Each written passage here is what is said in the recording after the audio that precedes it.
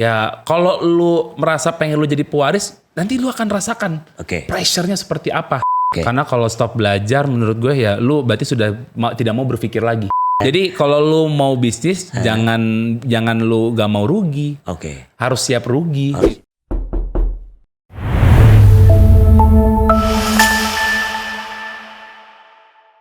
Selamat datang di podcast kamu Kiss FM ada tamu. Kali ini bareng sama gue Revan Aditya. Sebelum kita ngobrol-ngobrol, audio podcast ini bisa kamu dengerin di Kisses on Flash tiap Selasa dan Jumat jam 11 siang di Radio Kisses 934 FM. Dan kali ini kedatangan Rais Gibraltar. Halo. Ketemu lagi setelah lama-lama ya kita. Udah lama, cukup lumayan lama. 2022. Betul. Masih 2022. awet muda. Masih awet Orang muda. banyak duit itu kelihatan. Amin, Iya kan? amin.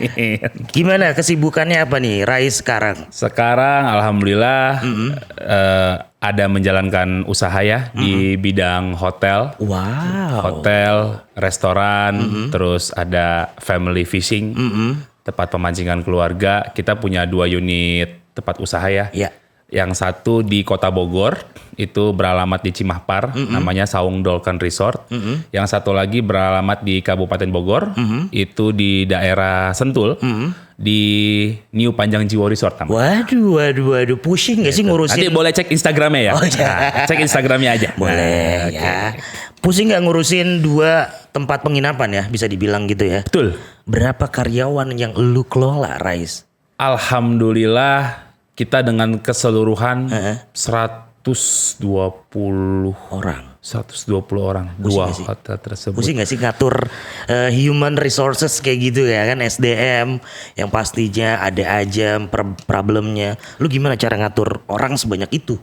Enjoy sih ya, karena kita kan tahu ya setiap orang ini yang di dalam tim ini beda-beda ya. Ya. Karakternya beda-beda, terus juga ininya juga pembawaan dalam bekerjanya berbeda-beda gitu. Jadi ya gue kayak harus jadi kayak orang tua. Harus jadi kayak gue tuh jadi bapaknya mereka. Oke. Gitu. Artinya ya gue juga gak boleh kebawa emosi saat dalam pekerjaan. Harus profesional berarti Harus ya? profesional. Jadi tuh. Jadi kayak jangan sampai bawa masalah pribadi gue ke dalam pekerjaan. Karena orang itu banyak ya 120 ya. 120 gitu itu ya. banyak. Ya mungkin bisa dengan bikin berbagai karakter ya. bisa bikin tim bola kali ya. Kalau Benar sih. berapa tim bola gitu kan. Bisa gitu. kooperasi sih Bisa bisa. kooperasi juga bisa. Gitu. Jadi ya cukup challenging lah. Challenging gitu. ya. 120 orang itu ya di kita benar-benar punya tim HRD sendiri. Kita punya manajemennya. Terus juga menerapkan bagaimana culture dalam budaya bekerja itu sih yang gue kelola. Jadi seorang pengusaha, ya kan, ngomongin tentang jadi seorang pengusaha. Apakah ini passion atau udah menentukan kayaknya gue harus jadi pengusaha aja deh enaknya atau gimana? Atau ya udahlah disuruh orang tua mungkin atau gimana tuh? Garis keluarga. Ini nanti kita bakal Ini. ngomongin tentang pewaris atau perintis. Gimana tuh? Gimana awal mulanya lu bisa kecemplung di bisnis family lah bisa dibilang ya? Jadi gue ini kan udah dikenalkan di bisnis ini tuh dari gue SMA ya. Jadi saat gue SMA itu gue udah selalu nyokap nih ya sering ngobrol kan sama gue. Udahlah kamu ngapain sih main mulu gitu kan. Coba kamu sesekali kontrol ke sana, main ke sana, lihat gitu kan. Ya namanya gue anak SMA ya bro ya. Kita masih yang bergejolak, masih pengen main, masih pengen nongkrong. Apa itu? Gitu kan. Gue yang penting nunggu bulanan adalah gitu kan. Gitu. Terus akhirnya bisa kepecut untuk ngelola tuh gimana? Nah saat itu gue kuliah semester 3 dan gue juga kebetulan nyokap ikut di suatu organisasi gitu kan, dan gue diajak juga ke salah satu organisasi pengusaha ya di Bogor. Oke. Dan di situ baru mata gue terbuka bahwa ternyata tuh dunia usaha itu benar-benar apa ya, ada challenging buat diri gue. Dan gue jujur gue paling senang itu ketika kita ini bisa bermanfaat buat orang. Oke. Akhirnya gue ternyata tahu, ternyata jadi pengusaha ini juga bisa membuka lapangan pekerjaan seluas-luasnya dan bisa juga bermanfaat buat masyarakat sekitar yang ada di lingkungan tempat kerja gue. Oke. Disitulah motivasi gue Motivasi. awalnya. Betul. Awal coba-coba masuk di himpunan lah ya. Betul, sebuah himpunan. Gue boleh sebut? Boleh dong. Nah, gue ikut join di Himpunan Pengusaha Muda Indonesia di HIPMI Kota Bogor. Oke, sekarang jadi pengurus katanya. Sekarang sudah jadi pengurus. Apa tuh kalau boleh tahu? Gue di bidang pariwisata dan ekonomi kreatif. Betul. Apalagi Kota Bogor sebagai kota pariwisata bisa Betul. dibilang bilang begitu ya. Betul. Gimana ngelihat potensi pariwisata khususnya di Kota Bogor setelah Covid kan biasanya tuh ada signifikan katanya. Betul. Perkembangannya. Jadi sekarang wisata di Kota Bogor ini alhamdulillah ya, itu tuh waktu itu sempat trafficnya itu mulai rame itu setelah tahun 2022. Oke. Itu benar-benar mau industri hotel, restoran, tempat wisata itu tuh sudah mulai bangkit lagi. Memang challenging-nya pariwisata saat Covid ini adalah hampir 50% industri ini dan terutama di ininya ya, di dalam internal perusahaannya ya. Terutama contoh gue lah ya, di hotel gue 50% staff gue papas semua tidak masuk kerja saat Covid gitu. Ini ya, dirumahkan. Bukan di ini ya, bukan di PHK ya, dirumahkan. Iya. Gitu. Nah, gue kan jadi ada challenge nih gimana caranya gue bertahan gitu kan, dengan gue punya customer cuman sekian gitu kan. Nah, setelah gue atur strategi dan segala macam, kebangkitan itu mulai muncul di tahun 2022 akhir. Dan di situ baru gue merasa kayak wah ternyata ini industri pariwisata ini kan nggak bisa industri online ya bro ya. Iya. Jadi kayak jasa ya, service karena jasa servis gitu kan nggak pariwisata online gitu ya di ini kan nggak ada gitu ya itu. Jadi orang tuh ke hotel tuh pengen liburan gitu kan. Sedangkan kan saat itu di kebijakan pemerintah sendiri kan tidak boleh ada interaksi atau apa jaga jarak dan lain-lain lah, social distancing dan lain-lain. Jadi ya gue hanya membataskan kapasitas gue cuma sedikit waktu itu. Kerugian kalau boleh tahu nih untuk apa industri dari penginapan lah bisa dibilang begitu, berapa tuh pas Covid? Anyep berapa tuh kalau boleh tahu? Berapa penurunan signifikannya? Gue waktu itu stres gak sih pengusaha hotel pas Covid? 80%. 80%. Mungkin gue kasih gambaran aja kali ya, gue contoh ya, kasih gambaran angkanya ya gitu ya. Ini nggak real, cuman ini contoh aja. Yang biasanya mungkin omsetnya 1M 800. 1M. Ini nggak contoh ya, contoh. Sebulan. Contoh gitu. Oke. Itu Bisa lebih. Contoh. Iya. Itu mungkin hanya dapat 20%-nya. 20% dari 1 miliar. 20% atau 15%-nya lah. Itu pun belum ini ya. Itu pun minus, belum nutup bro. Belum bayar listrik, belum bayar gaji karyawan. Belum bayar bahan segala macam lah. Pusing lah ya. Tapi gimana cara lu bangkit dari keterpurukan itu tuh? Ngelihat peluangnya gimana tuh switch dari buruk terus langsung naik gitu? Nah, terutama kan sekarang kita di eranya sosial media ya bro gitu. Jadi di sosial media ini memang gua benar-benar memanfaatkan peluang banget, terutama ada beberapa platform sosial media ya seperti TikTok, seperti Instagram dan lain-lain. Impact tuh ya. Itu impactnya benar-benar kerasa saat Covid itu gue bikin sempat satu project. Apa tuh? Di Panjang Jiwo terutama ya. Karena waktu itu social distancing dan harus alam terbuka, gue bikin namanya camping cinema. Oke. Jadi itu tuh nonton bioskop tapi di alam terbuka di tenda-tenda. Nah akhirnya gue promosiin, gue gencengkan kontennya, itu kan. Itu gue iseng bener-bener kayak itu sama tim, gitu ya tim marketing gue itu kan, gitu kan. Saat itu gue pas lihat tahu, wah ini kayaknya peluangnya bagus nih gitu kan. Karena kan orang-orang pada bioskop pada tutup dong, pada nggak bisa kan. Ambil tuh peluangnya. Wah, ambil dan nekat aja dulu gitu. Nah udah gitu gue lihat dan di Bogor belum ada. Gue bikin nggak sengaja tiba-tiba viral sampai diliput sama beberapa media dan juga diliput sama dari vlogger-vlogger. Itu gue iseng banget ya gitu. Itu cuma hanya jual jasa tiket doang. 60 jutaan omsetnya sebulan. Itu nggak sengaja itu modal gue, ibaratnya modal tuh cuman mungkin 10%-nya aja dari omset itu gitu. Jadi nah akhirnya kena impact ke semua lini yang ada di dalam sektor bisnis gue tuh.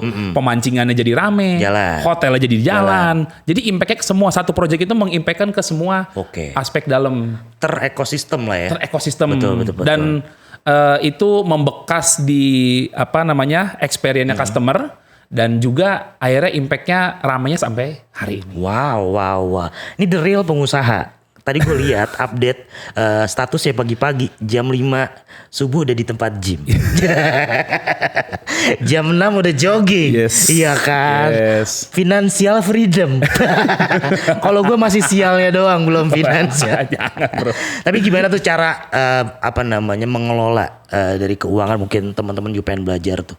Omset yang nggak bisa dibilang sedikit ya. Itu kan tadi gambaran ya. Gambaran aja contoh. Bisa gitu. gambar bisa gede juga.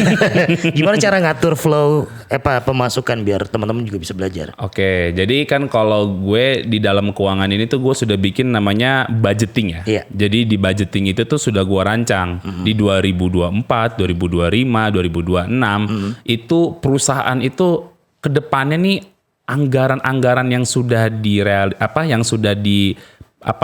disusun, Iya, yang sudah RAB lah ya. yang sudah diplot ya RAB tersebut itu nanti akan mau dibangun seperti apa, Oke. atau akan dieksekusi secara kebutuhan nanti untuk mengembangkan perusahaan itu seperti apa, Oke. gitu. Jadi gue tuh ketika misalkan ya kalau kita bicara yang basic dasarnya ya, ada untung, ada pengeluaran, ada selisih. Ada selisih. Jadi kalau di yang gue jalankan itu direksi di gue ya. Direksi itu kayak karena kan bisnis family Yes. bisnis ya. Ada bokap, nyokap dan adik gue. Ini sih semua sistemnya gaji.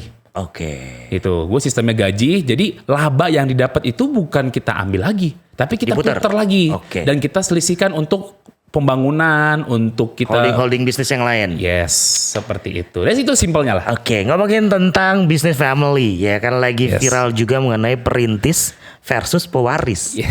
Gambaran Rais nih sebagai bisnismen lah bisa dibilang pengusaha, gimana menyikapi, nggak salah juga dong kalau jadi pewaris ya kan, tapi kan ada pressure-nya juga. Betul. Perintis juga kan bisa ya bisa dimulai dari nol, tapi kan ada signifikan. Betul. Lu gimana pendapat? Nah, kalau gue gini, gue secara prinsip gue menjalankan usaha ini, gue selalu mengakui ya, gue dibilang pengusaha sukses apa enggak. Belum ya gitu. Belum ya. Sorry, bukan enggak, belum. Gitu kan gitu. Tapi gue belajar dari mentor gue. Yang mentor gue itu adalah orang tua gue. Oke. Yang memulainya dari nol. Yes. Jadi kalau mungkin di orang-orang di luar tuh gue udah mulai dari satu. Gitu. Orang ada yang mulai dari nol, gue udah mulai dari satu. Gimana naik kedua, ketiga, keempat. Oke. Gitu kan. Nah, dengan jujur pressure-nya besar. Iya. Mungkin kalau divaluasikan nilai asetnya, wah aduh udah pusing gue. Itu kan 2 hotel ini kalau kita hitung nilai asetnya udah besar gitu kan. Puyeng juga ya. Puyeng Orang dengan punya aset pusing juga. yes. Itu kan. Terus. Kaya salah, Iya. miskin salah gitu kan. Betul. Nah, Apalagi gitu kan. beban tanggung jawab gede juga. Betul. Terus. Beban juga yang sangat besar ini adalah bagaimana gue bisa karena gue selalu dari awal tadi ya, yang prinsip gue pertama, gue pengen bermanfaat buat masyarakat. Oke. Gitu. Artinya gue hidup ini bukan hanya untuk sekedar yang keinginan gue aja, tapi ya gue pengen berimpact buat masyarakat gitu kan. Dan makanya ketika gue bilang pewaris gitu kan, ya kalau lu merasa pengen lu jadi pewaris, nanti lu akan rasakan Oke. pressure-nya seperti apa. Jadi dari nol maupun pewaris sama-sama aja. Iya. Sama-sama punya tanggung jawab yang besar. Betul. Sama-sama punya pusingnya sama gitu. Mungkin bedanya kalau dari nol, Iya. maaf ya gitu ya kalau dari Bisa aja orang satu. bahasa kasarnya ya mungkin dari nol tuh mungkin keterbatasan dari modal atau apa gitu. Nah dari satu ini dari yang sumber daya yang sudah ada, gimana sumber daya ini bisa lebih besar Iya. lagi. Itu pressure-nya. Itu pressure-nya. Dan nggak salah juga dong kalau misalnya orang ngomong di lu mah enak gitu kan. Wah, Privilege. Tidak semudah itu. Oh, tidak semudah itu. Tidak semudah Walaupun itu. lu punya privilege tapi nggak, kalau lu salah langkah juga bebannya malah jadi zong juga. Dan jujur didikan orang tua gue itu sangat-sangat tegas. Oke. Sangat-sangat gimana ya, dia tuh detail, perfeksionis. Bahkan gue aja ya dalam bekerja nih sehari-hari gitu ya. Gue tuh kerja mungkin 24/7. Senin sampai Minggu Oke. gitu. Mungkin dalam sebulan libur cuma 2 kali. 2 kali. Kadang sekali, kadang 3 kali. Atau liburnya gue paretin, gue di bulan depan deh. Gue mau fokus tuh 1 bulan nih. Oke. Itu ngurusin di kerjaan gue. Jadi ya kadang kayak gue lagi libur aja kayak bokap gue nelfon kayak, ini gimana ini Oke. gitu. Udah diarusin ke sama ini, sama staff ini udah beres gitu. Kemarin udah ini. Tapi ya tetap ya kita tuh mau malam, mau siang, Harus mau jam 1 standby. pagi. Standby. Intinya itu pelajaran Itu. buat orang-orang yang pengen jadi pengusaha ya Iya, kan. waktunya harus 24/7. Harusnya 24 jam. Ngelihat 2026 sebentar lagi nih Rais. Yes. Seorang pengusaha biasanya melihat peluang-peluang di tahun depan lu lihat kayak gimana nih? Potensi bisnis ada nggak gambaran-gambaran atau pelajaran-pelajaran? Banyak banget ya sekarang ya evaluasi gue jujur. Gue selalu prinsipnya tidak pernah mau berhenti belajar. Oke. Karena kalau stop belajar menurut gue ya lu berarti sudah tidak mau berpikir lagi. Menurut gue pribadi ya gitu. Jadi gue belajar banget di 2025 ini banyak hal-hal yang harus gue ubah secara dari mana bagaimana gue cara memimpin tim gue, bagaimana gue mengelit orang-orang yang ada di sekitar gue ini supaya bisa satu visi misi dengan tujuan perusahaan gitu kan. Dan di 2026 ini kalau kita melihat peluang bisnis ya gitu ya. Nah kebetulan kenapa gue berkaitan tadi dengan melit tim gue, karena tim gue ini yang punya ide-ide ini. Oke. Pak coba kita Pak tahun depan kita bikin coba project ini Pak, project ini kita ini Pak. Jadi gue tuh malah pengen menyusun mereka tuh jadi konseptor. Oke. Gitu. Nanti eksekutornya ada lagi tim di lapangannya lagi gitu. Jadi gue tuh lagi pengen menyusun mereka punya inovasi dan kreativitasnya sendiri gitu. Di hotel ini apa sih kira-kira yang gue kembangin? Alhamdulillah tuh kayak tim gue. Ada satu tim bagian rekreasinya ya, rekreasi keluarganya ya.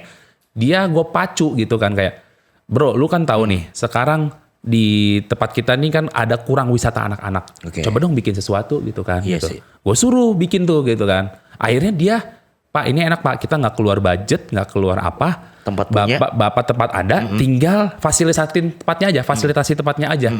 Dan efeknya itu setelah 3 minggu, wah kok ini tiba-tiba banyak customer gue yang baru, Oke. rame gitu kan gitu. Oh ternyata di tempat gue ini evaluasinya kurang tepat untuk anak-anak kecil untuk ininya liburannya. Oke. Nah, itu dibocorin tuh sama Rise. itu contohnya ya gitu. Itu Iya. jadi nanti kedepannya akan ada project lagi. Ada project lagi ya kan. Tadi udah ngomongin tentang bisnis family, juga udah ngomongin tentang pewaris.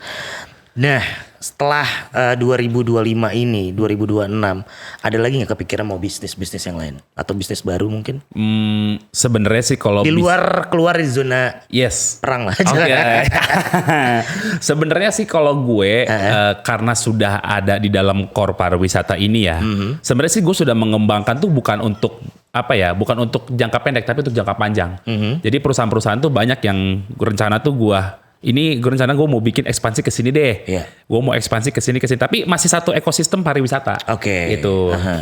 Kalau gue sih belum gue bisa spill karena emang belum direalisasikan, tapi baru rencana lah. Nanti ya salah satunya mungkin nanti pengen punya bus, gitu ke arah ada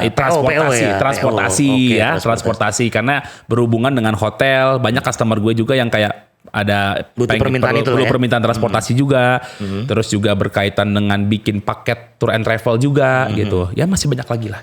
Kurang lebih 2 jenis itulah. Masih ada mungkin beberapa tapi nanti realisasinya 5-10 tahun yang akan datang. Oke. Penting gak sih seorang pengusaha itu butuh yang namanya knowledge?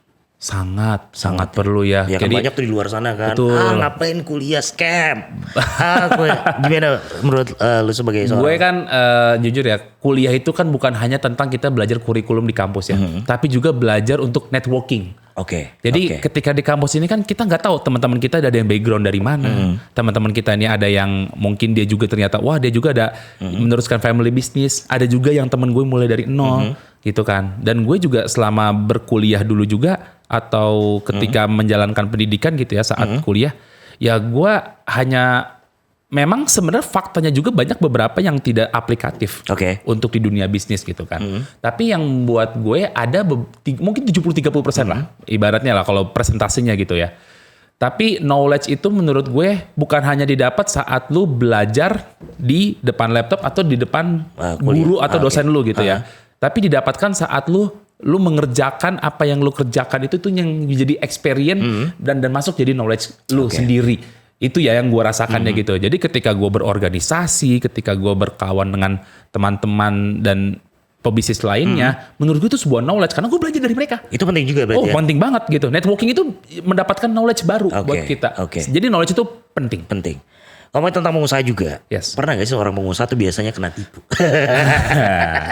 Tipu ya. Kalau kena tipu tuh kayak mungkin sudah menjadi hal lumrah ya dalam dunia bisnis itu penting ya. Tuh. Iya kan? Jadi kalau lu mau bisnis jangan lu gak mau rugi. Harus siap rugi gitu. Gue pernah ya pengalaman gue ya buka restoran. ya masih di bawah eman ya gitu. Gua pernah ketipu ratusan juta pernah. Dua kali lah. Oke. Gitu kan. Dua kali. Ya, gitu kan. Ketemu partner yang kurang tepat Nah itu sih. dia tuh partner tuh. Itu. Bisa gak sih kerja sama partner? Jujur setelah gue pengalaman itu gue tidak mau lagi berpartner. Jujur ya. Tapi gue gak tahu ke depan nanti seperti apa. Gue sih gak mau makan omongan gue sendiri gitu kan. Cuman karena gue punya pengalaman yang kurang baik. Ya gue akhirnya udahlah sekarang dengan my own family business yang ada, ya udah gue jalan sendiri aja dulu, gitu. Sambil berjalan, ketika gue ketemu orang yang tepat, ya mungkin akan gue pertimbangkan untuk kedepannya ekspansi bisnisnya seperti apa. Karena kan kalau jadi pengusaha juga nggak bisa one man show ya. Betul. Ya, kan, kita kan perlu insight lain juga. Iya. Gitu. Oh gitu, berarti apa ya pelajaran kayak berpartner. Lu pernah ada pengalaman apa ternyata? Berpartner ya, itu tadi. Tapi nggak semua orang kayak begitu ya. Oh nggak semua dong. Mungkin gue aja mungkin lagi nggak hoki kali ketemu orang kali ya, belum ketemu orang yang tepat aja sih. Gitu. Kayak ibaratnya kayak jodoh ya, gue harus ketemu jodoh yang tepat. Gue juga ketemu partner bisnis yang tepat. Gitu. Kalau udah ketemu sih mungkin gue bisa membicarakan nih, mungkin tahun depan udah ada nih bisnis baru. Tahun depannya lagi udah ada gitu kan. Tapi kan nggak mungkin growth secepat itulah. Bertahap lah, berproses. Biasanya kalau pengusaha, biasanya ada gak sih pencapaian next level yang pengen lu capai? Banyak ya, kalau kita bilang kita punya pencapaian sangat banyak gue pengen tuh. Ya gue pengen apa sih? Ya gue pengen yang tadi gue bicarakan, yang gue spill tadi, gue pengen realisasi tahun depan. Tapi kan faktanya ternyata, wah ini di dalam internalnya sendiri ini harus bisa berjalan dengan baik dulu nih gitu kan. Walaupun ya every day is always problem menurut gue. Selalu setiap hari tuh ada aja masalah. Gimana caranya untuk ngatasin buat teman-teman juga belajar?